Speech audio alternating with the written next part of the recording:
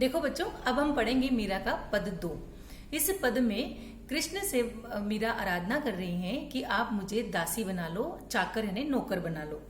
क्यों? क्योंकि चाकर बनकर के मीरा उनकी सेवा, दर्शन और भजन करना चाहती है। तो हम इसे पढ़ेंगे। श्याम माने चाकर राखो जी, गिरधारी लाला माने चाकर राखो जी। कृष्ण से कहती हैं मीरा कि माने श्याम, श्याम भी नाम है कृष्ण का, दूसरा पर्यायवाची, मुझे चाकर रख लो। गिरधारी लाला माने चाकर रखो जी, कि गिरधारी लाला वही गिर को यानी पर्वत को उठाने वाले कृष्ण, मुझे चाकर यानी नौकर रख लो। चाकर रेस्यूं बाग लगास्यूं, नित उठ दर्शन पास्यूं, बिंद्रावन रे कुंज गली में गोविंद लीला गास्यूं। अब वह चाकर क्यों रहना चाहती है, उसका उद्देश्य बता रही है वो, और ये भी बता रही है कि आपको क्या लाभ होगा उससे। मैं अगर आपकी चाकरी करूंगी तो आपको उससे क्या फायदा होगा, कि मैं अगर आपकी चाकर रहूंगी यानी कि दासी बनूंगी या नौकरानी बनूंगी, तो मैं आपके लिए रोज बाग लगाऊंगी, रहस्यों बाग लगास्यूं, आपके लिए बाग लगाऊंगी। नित उठ दर्शन पास्यूं, फिर वो बगीचा बनाएंगी, बगीचे में कृष्ण उठ करके रोज क्या करेंगे, उसमें घूमेंगे और मीरा उससे दर्शन उनको मिलेगा, दर्शन लाभ मिलेगा। तो इससे चाकरी करने से कृष्ण को भी लाभ होगा, भगवान को भी लाभ होगा और मीरा को भी उनका दर्शन का लाभ होगा। वृंदावन रे कुंज गली में गोविंद लीला गासियों, क्योंकि वो दासी बन जाएंगी तो क्या करेंगी, अपने मालिक का ही हमेशा गुणगान करेंगी। तो कहते हैं कि वृंदावन की जो कुंज गलियां हैं, जो सकड़ी सिकड़ी गलियां हैं, छोटी छोटी कुंज गलियां, उनमें मैं गोविंद की लीला, कृष्ण की लीला को गाऊंगी। चाकरी में दर्शन पास्यों, सुमरण पास्यों खर्ची, भाव भक्ति जागीरी पास्यों, तीनों बाता सरसी। देखो, भक्ति के 3 रूप होते हैं, हरि का दर्शन करना, भाव भक्ति करना और स्मरण करना। तो ये कहते हैं कि चाकरी यानी कि वेतन, जो मुझे नौकरी में रखोगे तो नौकरी मिलेगी ना, नौकरी मतलब वेतन मिलेगा। तो वेतन में मैं आपके रोज दर्शन पाऊंगी। दर्शन कैसे, बगीचा लगाऊंगी, बगीचा में आप घूमने आओगे और उसमें मैं रोज आपका दर्शन करूंगी। तो चाकरी में वेतन के रूप में तो मैं आपके दर्शन पालूंगी। फिर कहती है सुमरण पैसों खर्ची, और जो आपका नाम स्मरण करूंगी, आपके नाम का जाप करूंगी, वह खर्ची के रूप में, जो रोज दैनिक खर्ची मिलती है नौकरों को या चाकर को या जो दासियों को, उसके रूप में मैं आपके जो स्मरण नाम जाप करने का जो खर्चा मुझे मिल जाएगा, खर्ची के रूप में मैं उसे प्राप्त कर लूंगी। फिर कहती है भाव भक्ति जागीरी पास्यों, और जो मैं संपत्ति, मुझे संपत्ति मिलेगी, मुझे अर्थात धन संपत्ति या साम्राज्य मिलेगा, वह क्या मिलेगा, भाव भक्ति, आपकी भक्तिमय जो मुझे भक्ति मिलेगी, या कहें कि हम कृष्ण का मुझे प्रेम या सानिध्य मिलेगा, वह हमें जागीरी के रूप में मुझे प्राप्त हो जाएगी। वो जागीरी रूपी मुझे भक्ति और साम्राज्य मिल जाएगा। तीनों बातें सरसी, जो तीनों बातें जो भक्ति के लिए जरूरी है, भक्ति के जो तीनों रूप हैं, वह मुझे आपके चाकर रहने से प्राप्त हो जाएगा। चाकरी के रूप में मुझे आपके दर्शन मिल जाएंगे, फिर खर्ची के रूप में मुझे आपका स्मरण होगा, स्मरण या नाम जाप करूंगी, और भाव भक्ति या सानिध्य के रूप में आपकी जो भक्ति, मुझे प्रगाढ़ भक्ति मिलेगी, वह मेरी जागीरी होगी। इस प्रकार से मुझे भक्ति के जो तीनों रूप हैं वह प्राप्त हो जाएंगे, ऐसा मीरा उनसे अनुरोध कर रही है।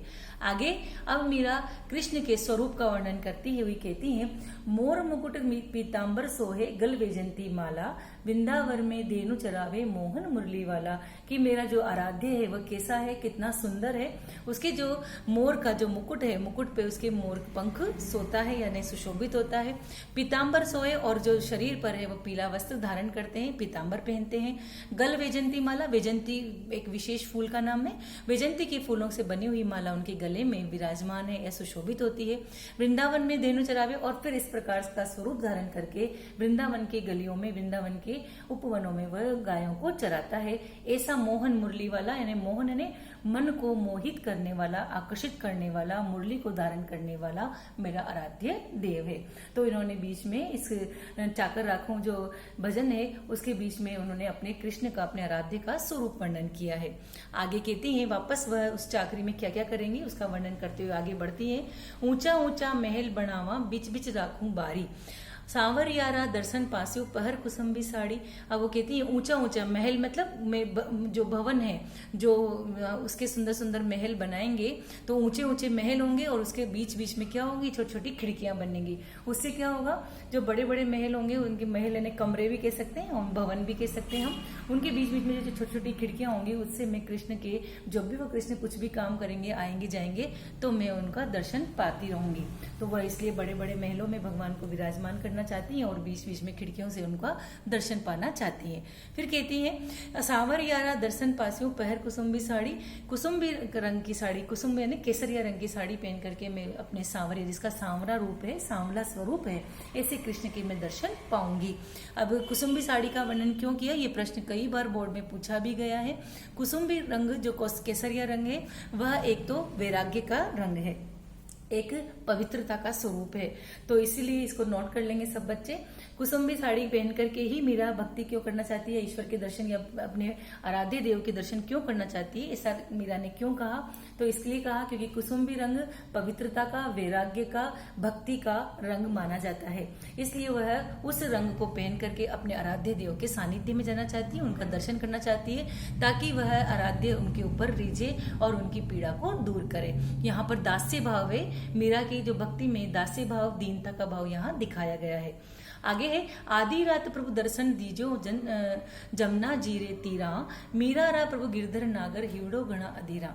वो कहती है कि आधी रात वो दर्शन के लिए, ईश्वर के दर्शन या अपने कृष्ण के दर्शन के लिए यमुना के किनारे, तीरा यानी किनारे, वह बैठी हुई है और कुसुम्बी साड़ी पहन करके, तो कहती है कि मैं इंतजार करूंगी और आप आधी रात में, यानी कि जब वह फ्री हो जाएंगे, बिल्कुल फ्री हो जाएं, या वह कहेंगे कि जब उनकी कृपा बरसेगी तब वह दर्शन पाना चाहती है यमुना के किनारे।